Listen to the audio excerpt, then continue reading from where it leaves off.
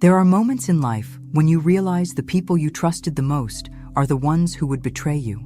It's a feeling that comes too late, when it's almost impossible to go back and undo the damage. But what if, against all odds, you could take back control? What if you could fight back, not with strength, but with something deeper, something no one saw coming?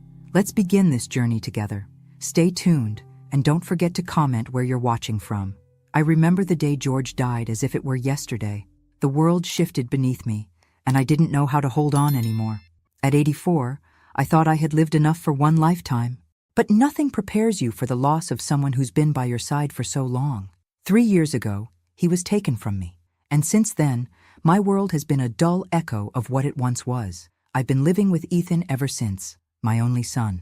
I always thought I'd grow old in the house George and I built together, surrounded by memories. But that was before Alzheimer's began its slow, insidious march through my mind. It started small, just a forgotten name or a misplaced key, but over time, it became harder to hide. I knew it was coming, and so did Ethan. At first, he was so kind. He helped me with things around the house, bringing me tea in the mornings, walking with me when my legs grew weak. I thought things might be okay, that we'd find a way through this new chapter together. But as the disease tightened its grip, something shifted in Ethan. His patience started to fray. The kind smiles turned into exasperated sighs. "Mom, you can't even remember where you put your glasses." His voice would snap, and I'd feel a wave of shame. It wasn't his fault. He didn't sign up for this. But it didn't make the hurt any less. He became increasingly distant, irritable, as if my very presence was a burden he was forced to bear. I could see it in his eyes, the resentment growing stronger each day. He didn't need to say it. I could feel it in the way he looked at me. I wasn't the woman I used to be. I wasn't his mother anymore. I was a problem. And slowly, I started to realize that maybe, just maybe, I was becoming a problem for him too. One afternoon, he took me to the doctor. I hadn't been to see him in months, too afraid of what he might say. But Ethan insisted. He sat next to me in the waiting room, his hand resting on my arm, but his eyes distant, as if he couldn't quite look at me. The doctor's words were a blur. I didn't understand much of it, only the weight of the diagnosis. Alzheimer's. Ethan had that look in his eyes, the one that spoke volumes. I didn't have to ask him what it meant, but I already knew. The look wasn't of concern. It was a look of finality, the kind of look you give a lost cause. After the appointment, he drove me home in silence. The tension between us was palpable. I tried to fill the void with small talk, but he barely responded. When we got back to the house, he told me there were things we needed to take care of. Legal things, he said. "We need to make sure everything is in order before you forget it all," Ethan said, his voice unusually calm. "For your own good, Mom." I wasn't sure what he meant, but I nodded, feeling small under the weight of his words. I didn't want to make him angry, didn't want to make him feel like I was any more of a burden than I already was. The next day, he sat me down with a stack of papers. There were so many of them, so many words I couldn't make sense of. Ethan told me I needed to sign. He said it was just paperwork, just to make sure that everything was handled. I wasn't sure what I was signing, but Ethan reassured me. "Don't worry, Mom. This is for you. I'm doing this for you." His voice was so smooth, so reassuring, but I could see it in his eyes, the way he glanced at me, calculating. There was something more in his tone, something I couldn't quite place, something cold. I hesitated. My mind was foggy, slipping between memories and confusion, but I had to do what was right. I had to trust him. I had to believe that he was doing what was best for me. So I signed. The weight of the pen in my hand felt heavier than I expected, but I didn't question it. Not then. I just signed, feeling a strange emptiness spread through me. Something told me I was making a mistake, but I couldn't grasp why. I didn't know how to stop.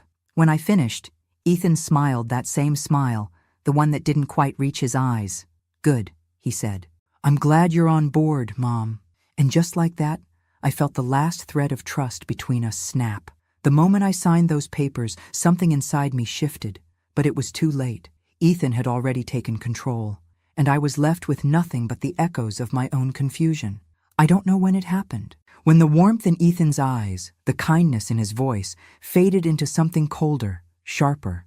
But I felt it. I saw it, and I couldn't stop it. The man I had trusted, the son I had raised with love, was becoming a stranger to me. After I signed those papers, papers that felt like a quiet surrender, Ethan's transformation became brutally apparent.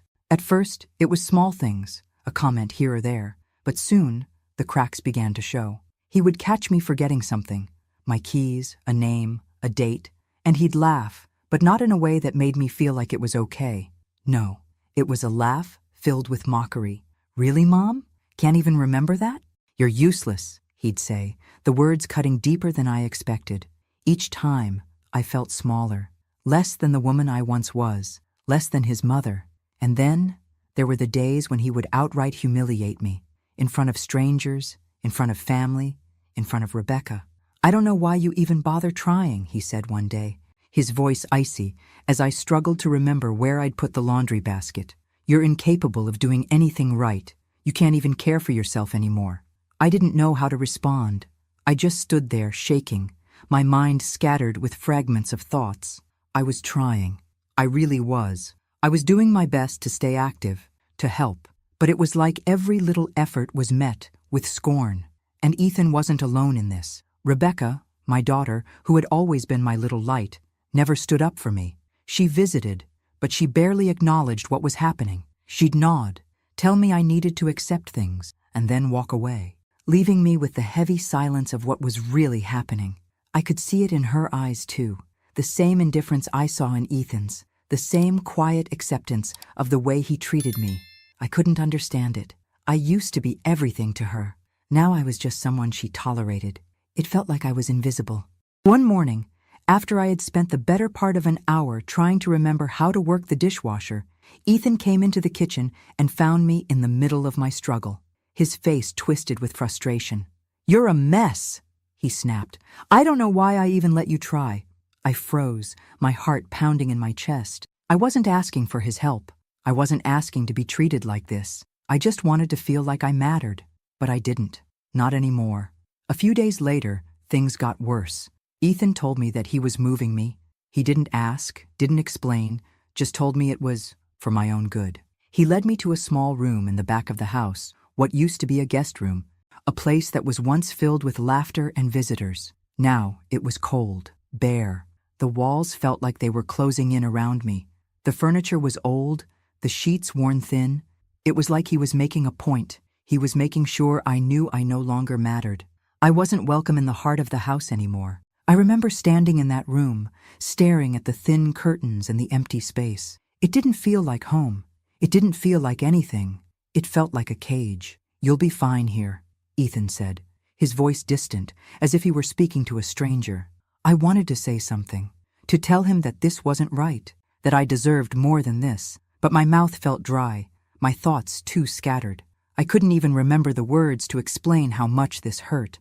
As days passed, Ethan took over everything, the house, the decisions, my life. Every time I tried to help, to do something, anything, he found a way to make me feel worthless. He'd sigh heavily, roll his eyes, and tell me I was out of touch with reality. "You're crazy, Mom. You can't even keep up with the simplest things. You're useless," he'd mutter, loud enough for everyone to hear. It stung, but it also made me wonder, was this happening because of my Alzheimer's? Or was it always like this? Was I just seeing Ethan for who he really was now, someone who resented me? I couldn't tell anymore. My mind was slipping, and with it, I couldn't separate my fears from reality. But something deep down told me that Ethan wasn't just a frustrated son. No, there was something darker here, and the disease. It wasn't just my mind that was deteriorating. It was my relationship with him. It was everything. I tried not to cry, tried not to let it show that I was losing everything. My memory, my dignity, my family. But I couldn't help it. Every day I felt more lost, more like a ghost. I was living in the shadows of my own life, ignored by the people who should have been my greatest allies. Rebecca came by that weekend. She smiled and gave me a hug, but it felt forced. There was no concern in her eyes, no empathy, just distance.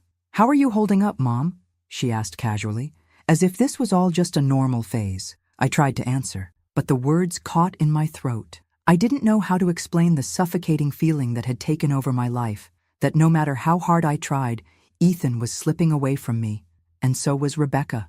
"I'm fine," I said, the words tasting like ash in my mouth. But I wasn't fine. I wasn't fine at all. I wasn't fine.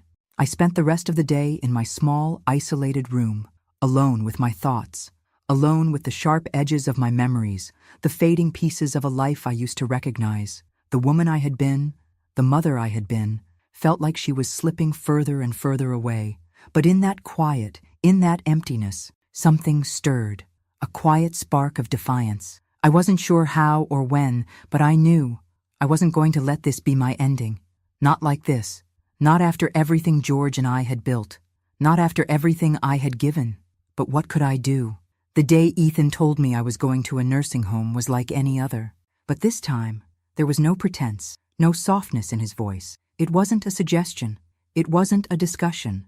It was a decision. He told me it was for my own good, that I'd be better off somewhere I could get proper care, that I wouldn't be such a burden. He didn't ask how I felt about it. He didn't care. He just told me to pack a bag, and that's what I did. I could feel the numbness taking over, my mind swirling in confusion as I tried to process what was happening. It was all happening too fast. The house I once called home was slipping away, piece by piece. The man who was supposed to care for me, my son, was making decisions without even looking back. He drove me there in silence, a long, cold drive where I stared out of the window, watching the world pass by like a blur. I could feel a strange sense of dread building in my chest, but I didn't have the strength to fight it. When we arrived, Ethan didn't even walk me inside. He parked the car, grabbed my suitcase, and handed it to a nurse at the front door without a word. I wanted to say something, to tell him to stop, to ask him to reconsider, but the words caught in my throat. I didn't even know what to say. And then, just like that, he was gone. I watched him walk away, never turning back, never offering a second glance. I was alone. The nursing home was nothing like the life I had known. It was stark, cold, and smelled of antiseptic. The walls were white, too white. The lighting was harsh, like a hospital, but there was nothing comforting about it. The nurses barely looked at me as they led me to a tiny room, one that was too small for a woman who had once lived in a home filled with laughter and warmth. The bed was too hard. The chair in the corner was stiff and uncomfortable. There was no personal touch, no sense of belonging. Everything about this place screamed institutional, and I was just another face in the crowd, another patient, another number. I didn't belong here, but Ethan didn't care. I spent the first few days staring out the small window, watching the world move on without me. I tried to understand why I was here. I wanted to scream, to demand answers, but my voice felt small, insignificant, lost in the silence of the nursing home. The days stretched into weeks, and Ethan's visits never came. He promised he would come by. He said he'd check in on me. But he didn't. I was forgotten. I began to feel like I didn't even exist anymore. My life had been reduced to a shadow of what it once was. And then, one afternoon, as I sat in my small room, staring at the drab walls, I met Charlie. Charlie was an older man, his skin weathered and lined with age. He had the look of someone who had seen too much of life's harshness, someone who had lived a life that wasn't easy. I knew he wasn't like the others in the home. He had a rough edge to him, a world-weary demeanor. But there was something kind about his eyes. We struck up a conversation one day in the common room, and I found that I couldn't stop talking. He listened to me, really listened, in a way that I hadn't felt in years. I told him about George, about our life together, about the house we had built, the life we had made. And he listened without interruption, without pity. He didn't look at me like I was fragile or lost. He just listened. Charlie had been through his own struggles. He was an ex-convict. Having spent years in prison for a crime he said he regretted. But there was no bitterness in his voice when he spoke about it. He had a sharp, cynical view of the world, but it wasn't without reason. Life had taught him hard lessons. Still, there was something about him, something that made me feel not so alone. He shared stories of his life, of things he had seen, things he had learned. But the more we talked, the more I realized he was teaching me something. One day, as we sat in the small garden behind the nursing home, Charlie looked at me, his face serious for the first time. "You know, Mabel," he said, his voice low, "you still have control. It might not feel like it right now, but you do. This place, these people, they don't own you. You're not just a number here. If you want to take back what's yours, you can, but you have to want it." His words hit me harder than anything Ethan had said. I hadn't even considered that I could fight back, that I could still have a say in what happened to me. But Charlie believed it, and for the first time in a long time, I found myself believing it, too. I looked at him, my mind swirling with possibilities. What if I could? What if there was a way to regain control of my life, to take back what Ethan had taken from me? Charlie wasn't wrong. I wasn't just a shadow. I wasn't just a forgotten old woman. I was Mabel Pierce, and I still had the power to change my fate. And with that, something inside me shifted. I didn't know what the next step would be, but I knew one thing for certain. I wasn't going to let Ethan's betrayal be my end. Charlie became more than just a friend. He became my ally, my guide through the fog of confusion and fear. Every day, he would sit with me, patiently listening as I spoke about the hurt and betrayal I felt. He didn't pity me. He didn't talk down to me. He saw the woman I used to be, the woman who still had the strength to fight, even if I didn't know it yet. It was Charlie who opened my eyes to the truth I had been too blind to see. The truth that Ethan had manipulated me, that he had convinced me I was useless, that my life no longer belonged to me. He made me believe I was too far gone, that my decisions didn't matter anymore, that I had no voice left. I had let him take control, and for so long, I thought it was because I was ill, because my mind was failing. But Charlie showed me something different. He showed me that I had been tricked, that I wasn't powerless. "You've got to stop thinking like a victim, Mabel," Charlie told me one afternoon, his voice firm, but not unkind. "This isn't just about what Ethan's done. It's about what you can still do. You're not finished, not by a long shot." He was right. I wasn't finished. I might have forgotten things. I might have lost parts of myself along the way. But I wasn't gone. Not yet. Charlie helped me understand something important that I hadn't even considered before. I still had control over my life, my money, my future. The thought was so simple, yet it hadn't occurred to me. But there was more to it than just regaining control. There were documents. There were legal papers I had signed in my confusion, thinking they were just routine, thinking Ethan was looking out for me. But Charlie had a different perspective. He spoke about testaments, wills, and how they could be altered, changed, and how they were often manipulated by those with ill intentions. "You've got more power than you think," Charlie said, his tone low, like he was sharing a secret. "Testaments can be changed. The right lawyer can make a difference. Don't let Ethan think he's already won." It was the first time in months that I felt a flicker of hope. Maybe, just maybe, I could take back what I had lost. Maybe I could reclaim my independence, my dignity. But the road ahead wouldn't be easy. I had to be careful. Ethan and David Lane were powerful, and they had manipulated me once. I couldn't let them do it again. In one of our long conversations, as we sat in the small garden behind the nursing home, something inside me started to stir. Memories I hadn't thought about in years began to surface. Memories of George, my dear, sweet George. I remembered his warnings. He had always been suspicious of Ethan, always uncomfortable with how much my son seemed to expect from me. He used to tell me, "Mabel, protect your independence. Don't let him take what's yours. He's got his eye on the wrong things. He's greedy. You have to be careful."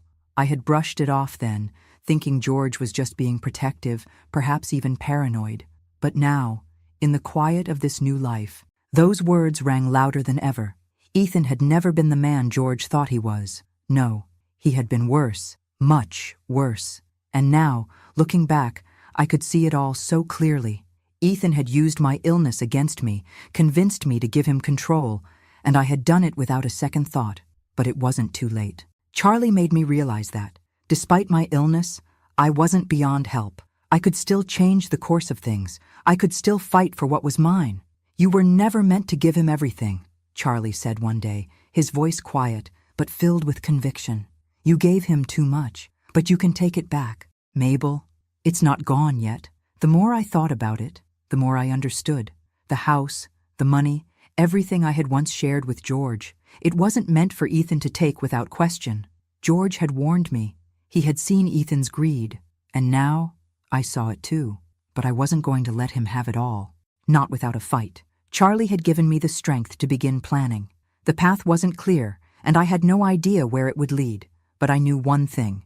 I had to act. I had to find the right lawyer, someone who could help me take control of what I had lost. I had to make sure Ethan didn't get away with this. But I also knew I had to be careful. Ethan was still my son, and he was dangerous. If I was too brash, Too quick, I could lose everything. So I started slowly, gathering information, looking at the documents I had signed. I started to remember things I had forgotten, things George had said. Slowly, the pieces began to fit together. I wasn't just some old woman who had forgotten her past. I was Mabel Pierce. I had a life, a history, a legacy to protect. And with Charlie by my side, I began to believe that maybe, just maybe, I could take back what was mine. It was time to fight back. With each passing day, clarity returned to me like a long-lost friend. Slowly, my mind began to regain its focus, the fog of Alzheimer's lifting just enough for me to see the path ahead. It wasn't easy. At times, I still felt lost in the confusion of my own thoughts, but I could no longer deny the fire that burned inside me. I wasn't going to sit back and let Ethan destroy everything George and I had worked for. Charlie had given me the tools to fight back. He helped me understand that I still had options, that there were people who could help me find my way out of this nightmare. It started with a phone call, a new lawyer, someone I could trust. We met in a small, dimly lit office downtown. The lawyer, a sharp woman named Linda, listened as I explained the situation. She was professional, kind, and most importantly, she believed in me. As we went through the documents I had signed with Ethan, the truth began to unravel. Every piece of paper, every signature, was a step toward my own betrayal. Ethan had manipulated me into transferring everything into his name, while I was none the wiser. But now, with Linda's help, I was starting to see the cracks in his plan. Charlie had been invaluable too. He helped me remember things George had said in the years before his death, conversations that had seemed so trivial back then, warnings George had given me about Ethan's greed and his intentions to control everything we had. George had told me to be careful, that I needed to protect my assets. I'd never listened closely enough, always thinking it was just his protective instincts as a husband. But now I realized how right he had been. I spent hours going through the legal documents, the bank statements, the transfer of assets, and bit by bit, I started piecing together the web of manipulation Ethan had spun. He'd convinced me to sign papers I didn't fully understand, papers that gave him control over everything. But now, with the right help, I could see the lies and the fraud. There were discrepancies, signatures that didn't match, dates that didn't make sense. Ethan must have thought I was too far gone to fight back. He didn't realize that, despite the disease, I still had a spark of the woman I once was. A woman who wouldn't stand for being treated like this. As I dug deeper, I found something even more troubling. David Lane, the lawyer who had helped Ethan with all the legalities, wasn't just an innocent bystander. No, he was part of the scheme.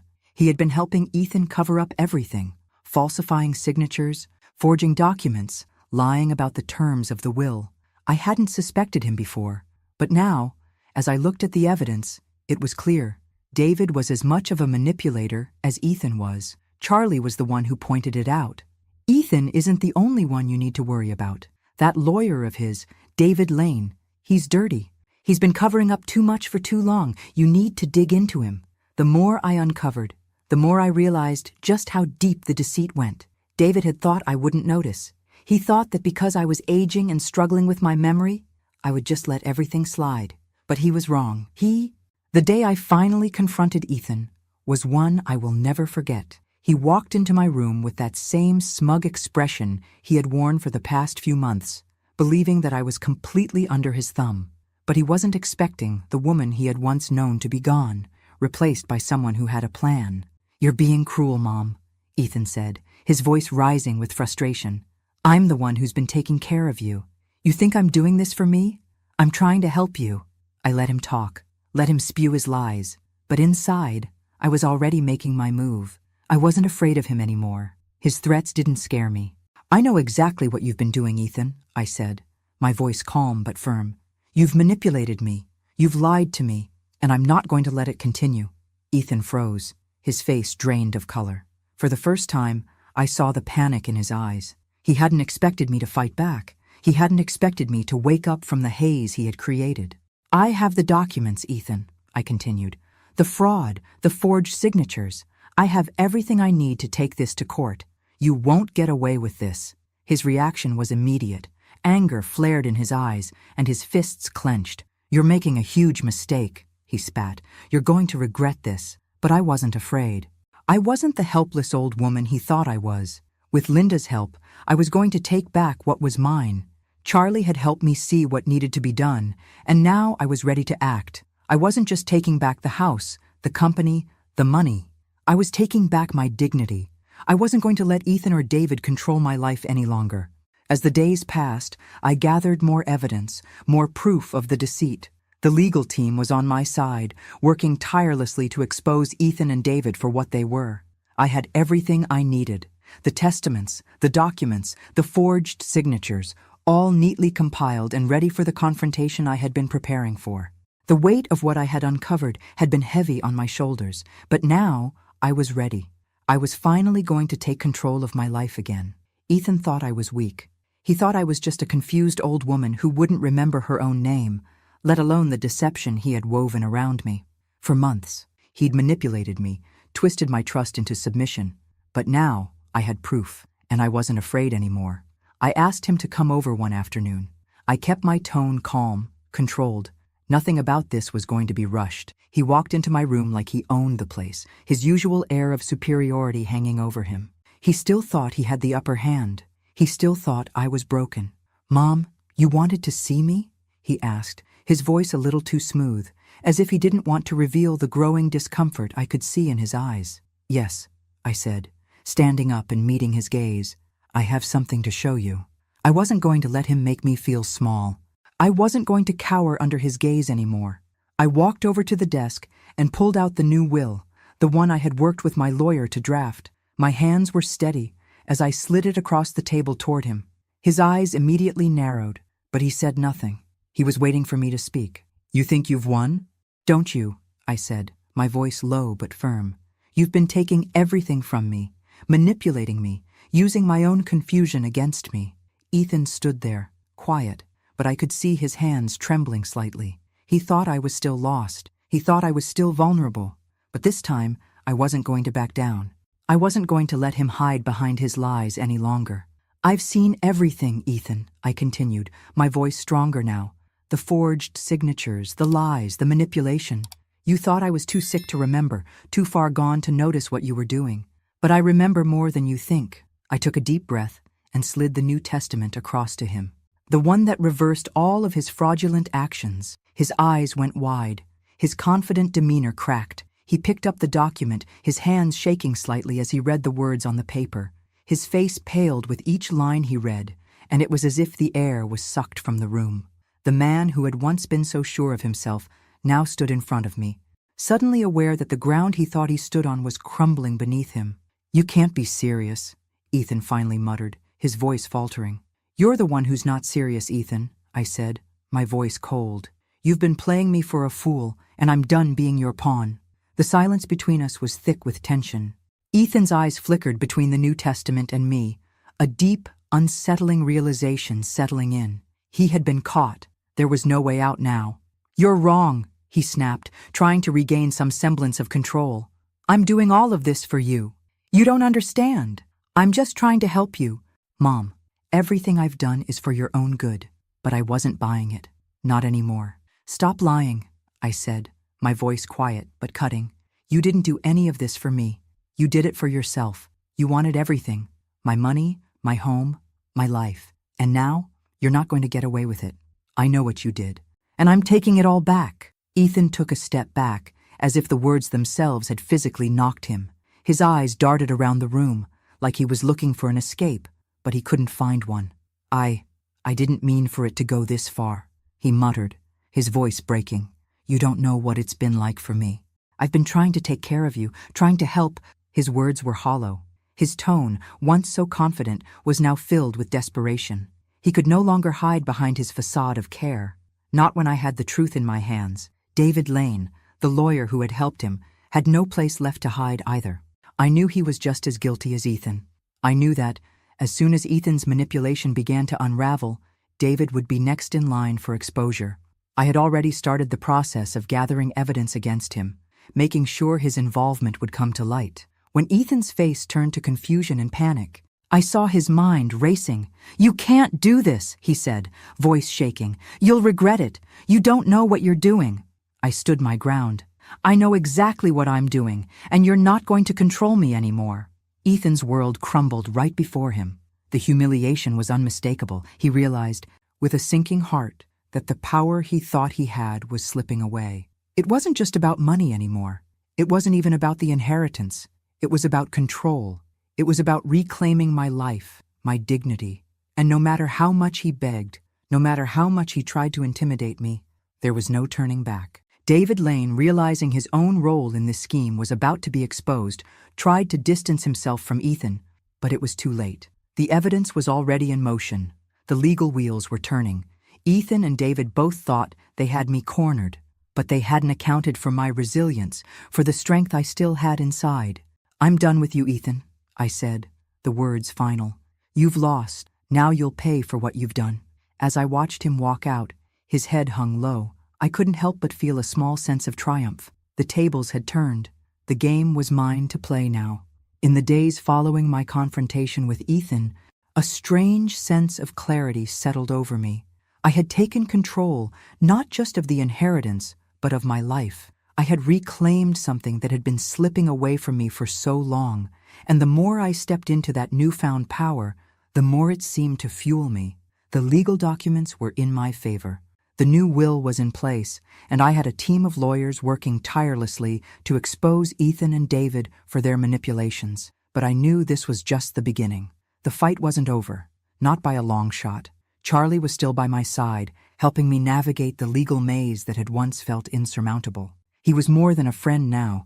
He was my ally, my mentor in this fight for justice. Together, we sifted through the evidence, connecting the dots of Ethan and David's fraudulent schemes. With each passing day, the web of lies they had spun unraveled more, exposing the depths of their greed. The investigation was slow, methodical, and it would take time to gather everything we needed. But now, with new legal counsel and unwavering determination, I felt like I had the upper hand. For the first time in years, I wasn't afraid to face Ethan. He thought he had me cornered. He thought I was a victim, someone who could be manipulated and ignored. But now, I was the one pulling the strings. Ethan, of course, wasn't going down without a fight. Humiliated by our last confrontation, he retreated into his old tricks, manipulating others, trying to twist the narrative in his favor. He began turning to other members of the family, trying to convince them that I was losing my mind, that I was being cruel and vindictive in my actions. He painted himself as the long-suffering son, the one who had been doing what was best for me while I fought back against the good he was trying to do. But those who had once sided with him were starting to see through his act. Rebecca, my daughter, was the first to waver. She had always been hesitant, always unsure of where her loyalty should lie. But after hearing the truth, after seeing the evidence of Ethan's deceit, she began to distance herself from him. I could see the guilt in her eyes when we spoke, the way she apologized for not having seen it sooner. "I didn't know, Mom," she said one afternoon, her voice heavy with regret. "I should have known. I'm sorry. I should have stood by you." I could see the weight she was carrying, and I understood it. It wasn't easy to confront the truth, especially when it meant going against your own flesh and blood. But seeing her finally acknowledge the wrongs Ethan had done to me was a small victory in itself. It wasn't just about the inheritance. It was about family, trust, and the realization that betrayal had been hiding right in front of us all along. As the truth began to spread, the family started to see Ethan for what he truly was. The carefully constructed image of the dutiful son started to crack, and the whispers began. They began to question his motives, his actions, and his words. The more they learned, the more Ethan's betrayal became undeniable. And as the pieces of the puzzle fell into place, I could finally stand tall. I was no longer the forgotten mother in the back of the house. I was no longer the victim of Ethan's manipulations. I was Mabel Pierce, a woman who had fought for her rights, who had found the strength to stand up for herself when the world seemed determined to knock her down. And I wasn't going to let Ethan or anyone else take that away from me. With the help of my lawyer, I began to restore my position legally. I wasn't just regaining control over my assets. I was reasserting my dignity, my independence, and my place in this world. Ethan had thought that by isolating me, by manipulating me, he could silence me. But I wasn't silenced anymore. I had found my voice, and it was stronger than ever. Ethan, now realizing that the walls were closing in on him, became desperate. He tried to manipulate Rebecca, tried to convince her that I was losing touch with reality, but his words fell on deaf ears. The family was no longer in his corner, and as they saw through his lies, they began to rally around me. For the first time in a long while, I felt a sense of unity, not just within myself, but within the family. It wasn't perfect. There were still wounds to heal, relationships to rebuild, but it was a start, and that was more than I had hoped for. Ethan, on the other hand, was losing everything. His control over me, his plans for the inheritance, everything he had worked so hard to manipulate was slipping away. He tried to regain some semblance of power, but it was too late. He had underestimated me. He had thought that by pushing me aside, by treating me like a burden, he could get away with it. But I had proven him wrong. I wasn't just taking back my inheritance, I was taking back my life. And no one, not Ethan, not David Lane, could take that from me. The battle wasn't over, but I was ready for whatever came next. The truth had begun to emerge, and there was no stopping it now. Ethan had lost the power he thought he had, and I was just getting started. The weight of the New Testament in my hands was heavier than I expected. It wasn't just a piece of paper, it was my weapon, my declaration that I was taking back control of everything Ethan had stolen from me. But even with that New Testament, I knew I couldn't rest. Ethan wasn't the only one who had been involved in the betrayal. David Lane, the lawyer who had helped him weave his web of lies, was just as guilty, and I wasn't about to let him escape the consequences of his actions. I couldn't shake the feeling that there was more to David than I had seen. I knew that he had helped Ethan manipulate me, but I couldn't help wondering if there was a history behind him, something more sinister than I had first imagined. It was time to dig deeper. With Charlie's help, I began researching David, looking for any connections, any past mistakes that might give me leverage. What I found shocked me. David Lane wasn't just a corrupt lawyer helping a greedy son. He had a long history of fraudulent behavior. His name appeared in several cases of financial misconduct and legal corruption that had been buried, swept under the rug by clever manipulation and powerful connections. Over the years, he had managed to dodge any serious consequences, covering up his crimes, quietly erasing any traces of his wrongdoings. But nothing stays hidden forever, especially not when someone is determined to uncover the truth. I couldn't believe it at first, but the more I dug, the more I found. He had been involved in multiple fraudulent cases, using his position to manipulate wills, embezzle money, and cheat people out of their inheritances. It wasn't just me that he had taken advantage of. It was countless others, their voices silenced by his carefully crafted lies. I had been just one in a long line of victims, but I wasn't going to be silenced. Not anymore. I wasn't just fighting for my inheritance. I was fighting to make sure David and Ethan couldn't hurt anyone else. With Charlie at my side, I began gathering evidence against David. We approached the right authorities, knowing that this wasn't going to be easy, but that it had to be done. It was the only way to ensure that Ethan and David would face the consequences of their actions. Charlie was invaluable during this time. His experience, his knowledge of people who operated in the shadows, gave me the tools I needed to build a case. We started compiling everything: old court records, testimonies from people who had been wronged by David, financial documents that proved the extent of his manipulations. Each piece of evidence brought us closer to exposing him for who he truly was. But it wasn't just about the legal battle. It was about taking back the power they had stolen from me. I had spent too long feeling helpless, too long letting them control my life. But now, with every piece of evidence I uncovered, I could feel the balance shifting in my favor. Meanwhile, Ethan was growing more desperate by the day. His pride had been shattered by my confrontation, and he could sense that the walls were closing in. He tried to manipulate other members of the family again, spreading lies about me, making up excuses for his actions. But it was clear, the support he once had was slipping away. His desperation made him more reckless, and as the truth began to emerge, he was losing more ground with every passing day. Rebecca, too, was coming around. It wasn't easy for her. She had spent so long torn between loyalty to her brother and the realization of what he had done to me.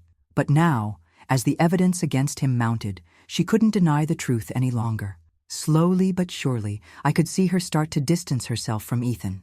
The guilt she had carried for so long was starting to lift, and she was beginning to understand that her support needed to lie with the truth. not with the person who had betrayed us both. In many ways, the battle for my inheritance had become a battle for my family. I wasn't just fighting for money or property anymore. I was fighting to restore the bonds that had been broken, to prove to Rebecca that she didn't need to carry the weight of her brother's lies, to show her that, in the end, family isn't about blind loyalty. It's about honesty, trust, and standing up for what's right. David, meanwhile, was starting to feel the pressure. The authorities had begun their investigations, and it was only a matter of time before his past caught up with him. He had thought he could walk away unscathed, but now he could see that there were people who weren't going to let him get away with his crimes. He was isolated, cornered. His connections were no longer enough to protect him. The more I exposed, the more I manipulated the situations to my advantage. Every new piece of evidence was another nail in Ethan and David's coffins. They hadn't expected me to be a threat. They hadn't expected me to rise from the ashes, to fight back when they thought I had nothing left. But I had learned from George's warnings, and from everything I had been through, that the real power lies in not giving up, even when the world wants to push you down. I wasn't going to stop, not until both Ethan and David paid for their betrayal. The final pieces were falling into place. The truth was out there, and the people who had tried to silence me, who had taken advantage of my vulnerability, were going to answer for what they had done. And for the first time in years, I could breathe freely again, knowing that justice was finally within reach. The tension between Ethan and me had been building for months, each day a step closer to the inevitable. I had played my hand carefully, each move calculated, but now it was time for the final blow. I had gathered all the pieces, and I wasn't about to let him get away with the mess he'd made of my life. The truth was out, and I wasn't hiding from it anymore. It all came to a head during a family meeting, one Ethan had insisted on. Convinced he could still manipulate everyone into thinking he was the victim. He had convinced himself that I was just a confused old woman, someone to be pitied. But today, he would see just how wrong he was. Rebecca, my daughter, had been torn for so long. I knew that. I could see the guilt in her eyes, the way she had tried to stay neutral for as long as she could. But the truth had a way of finding its way to the surface, no matter how hard you tried to bury it. And when Rebecca finally saw the evidence, when she saw the extent of Ethan and David's betrayal, her loyalty shifted. She knew, deep down, that I was right all along. "I'm with you, Mom," she said quietly, her voice thick with emotion, her eyes filled with regret for not realizing sooner. I should have listened. Her words were like a breath of fresh air. It wasn't just the legal victory I was after. It was the emotional victory. To have my daughter standing by my side again, truly standing by me, was something I hadn't even dared hope for. The day of the meeting, Ethan arrived early, full of his usual arrogance, expecting to once again manipulate the situation in his favor. He sat across from me, his gaze cold, calculating. He was still holding on to the belief that he could control the narrative, that he could make everyone see him as the good son, the one who had been doing all of this for my own good. "Mom, you've got to stop this," Ethan began, trying to put on his most sympathetic tone, his eyes scanning the room for any signs of weakness. "You're making a huge mistake. I've been taking care of you. You've never had to worry about anything. All I've done is for you."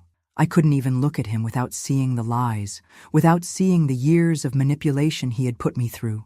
The words he was speaking now were the same ones he had been saying for months, but they were falling flat. I wasn't listening anymore. It was time to end this once and for all. I stood up, calm and steady, the papers I had been carefully organizing placed firmly in my hands. The silence in the room was deafening, and I could feel all eyes on me, waiting. "I know exactly what you've done, Ethan," I said, my voice strong, unwavering. "I know about the fraud, the forged documents, the way you've been manipulating me and the family for months. You've taken advantage of my illness, and you've lied, cheated, and stolen everything you could from me." Ethan's face shifted, the mask slipping, replaced by panic. "What are you talking about? You don't know what you're saying." "I know exactly what I'm saying," I replied, stepping forward, letting the weight of the truth sink in. I pulled out the evidence, documents, contracts, letters, all the proof I had gathered. "You've been planning this from the start, you and David Lane. This wasn't about caring for me. This was about taking everything I've worked for. You wanted my house, my business, my money, and you thought I wouldn't remember. that I wouldn't see through your lies. The room was still, and for a moment I thought Ethan might crumble. His arrogance had turned into fear. He looked around, searching for support, but there was none. His eyes flickered to Rebecca, as if pleading with her, but she wasn't looking at him the way she used to. She wasn't the daughter who blindly believed him anymore. She was the woman who had seen the truth, and the truth was that Ethan had betrayed us both. "No," Ethan said, his voice trembling. "No, you don't understand. I was doing what was best for you. All I've done is for you. You're wrong. You're wrong." His voice grew louder, more frantic, but I stood firm. I wasn't backing down. "Stop," I said, cutting him off. "You don't get to lie to me anymore. You don't get to manipulate anyone in this family again. You lost, Ethan. The truth is out." I turned to Rebecca, her face pale with emotion. "You don't have to stand by him anymore," I said softly. "You don't have to feel guilty for not seeing it before. This is his doing, and now it's over." Ethan's frustration boiled over. He stood up, fists clenched, his face red with rage. "You're making a mistake, Mom. You'll regret this." I didn't flinch. I didn't look away. I was ready for this. "You don't get to intimidate me anymore," I said, my voice steady, calm. "You don't control me. Not anymore." Ethan stepped forward, but something in my stance, something in my gaze, made him hesitate. The anger was there, but so was the realization that he had lost control of the situation. He could see it now. The tables had turned. The woman he thought was frail, confused, and helpless had become his worst nightmare. I wasn't the mother he could manipulate anymore. The humiliation in his eyes was like a balm to my soul. It wasn't just about the inheritance. It wasn't about money. It was about power. It was about taking back what was mine, what had been stolen from me, and making sure he would never have the authority over my life again. As the meeting ended, Ethan stood there, speechless. He knew he had lost everything. The walls that had once supported Ethan's schemes were beginning to crumble. It was no longer just me standing up against him. With Rebecca by my side, truly by my side for the first time in years, and with Charlie's constant guidance, we began to make our moves. Every action was calculated, every decision, a step closer to taking back everything he had taken from me. With my fortune and influence, I was able to expose David Lane for the fraud he was. The network of lies he had built over the years, carefully hidden behind his position as a lawyer, was finally brought to light. It didn't take long for the authorities to move, especially after we presented the evidence. His corruption was undeniable, and soon enough, David was expelled from the legal profession. The charges, fraud, corruption, manipulation of assets, were too much for him to overcome. He had spent so long operating under the radar, but now the world saw him for who he truly was. As for Ethan, his fall was just as swift. The moment the truth about his manipulation became clear, he lost all his allies. The family, once afraid of confronting him, now saw him for the selfish, manipulative man he had always been. His support evaporated, and as his disgrace became public, he was expelled from the inheritance. The wealth, the property, everything that had once been in his hands was redistributed. It wasn't for him anymore. It was for the family, for charity, and for those who had been hurt by his greed. I had thought about this moment for so long. I had dreamed about what I would do, what I would say when the time came. But nothing could prepare me for the final confrontation. The last time I saw Ethan, it was in the home that we had once shared, the place he had taken over in his pursuit of everything I had worked for. The place that had once been a sanctuary had become his battleground. And now he was losing. I didn't ask for a meeting. I didn't need to.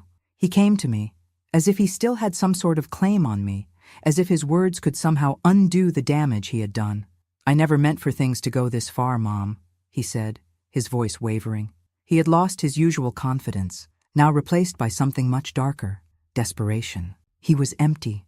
"I was just trying to help you. I thought I was doing what was best." His voice cracked, and for a brief moment I could see the same boy I had raised, the boy I had once loved. But it wasn't enough. It would never be enough. "You were never trying to help me," I said, my voice firm, unwavering. "You were only trying to help yourself. You never cared about me, Ethan. You only cared about what I could give you." He took a step forward, as though hoping my words could be taken back, as though he could turn the clock back to a time when he could manipulate me, when I would have believed his lies. "I'm sorry, okay? I've made mistakes. I'll make it right. Please," he begged, his voice now a whisper. His eyes were wide, desperate. "I can fix this.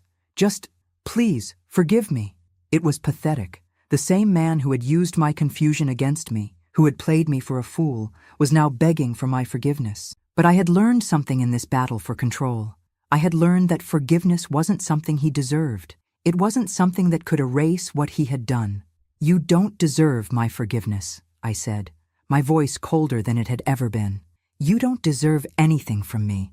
You've taken everything, my trust, my love, my life, and used it for your own gain. You think you can just say sorry and expect it all to be forgotten? You can't. You've crossed a line, Ethan, and you can't come back from it." He staggered back, his face filled with disbelief. "But I wasn't finished. You've lost all of it. The inheritance, the money, the family, everything you thought you had, it's gone. And I'm done. You're done." I felt the weight of the words in my chest, but they felt good.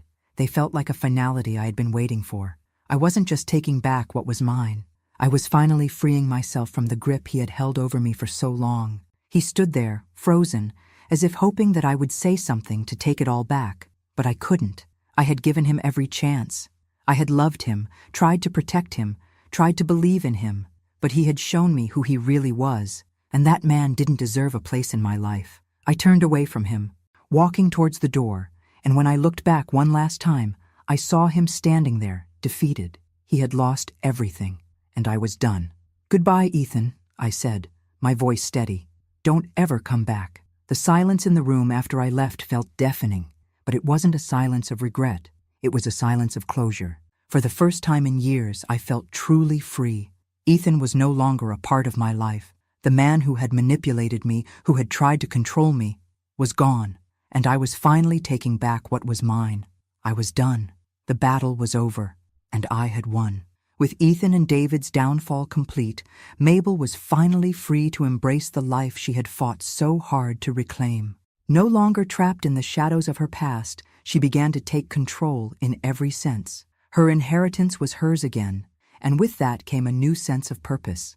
The once sterile walls of the nursing home were replaced by a home that reflected her true self, warm, inviting, and full of life. The fog of confusion from the Alzheimer's seemed to clear a little more each day, and for the first time in years, Mabel felt in control of her destiny. Charlie remained by her side, a loyal friend who had helped her navigate the darkest of times. Together, they had built a foundation, a cause that would help the elderly who had been neglected and forgotten, just as she once had been. With her restored fortune, Mabel poured her energy into this foundation, offering support to those who had been ignored by their families or cast aside due to age. It wasn't just about money, it was about compassion, empathy, and fighting for those whose voices had been silenced.